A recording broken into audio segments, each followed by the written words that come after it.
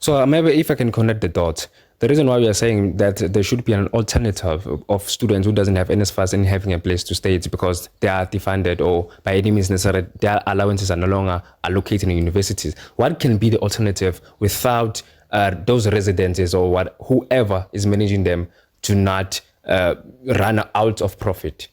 Provide institutional capacity.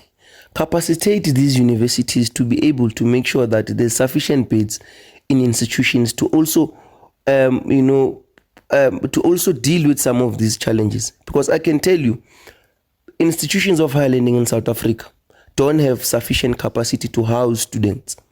Thus, you find that many of our students must look for external alternatives, meaning that if you are funded by NSFAS, and the university does not have that capacity to house you, it means you must go and look for a back room in a community, somewhere where you'll be exposed to crime, somewhere where you'll be exposed to gender-based violence, somewhere where you'll be exposed to, social ills that might also become a barrier in your academic pursuit as a student. So we're saying that build institutional capacity, deal with the maladministration question in these institutions, deal with the corruption question of some of these executive officials who are presiding over these institutions and who are clueless. Because I can tell you that many of these universities are people who are presiding over these institutions are clueless on how to take some of these institutions forward.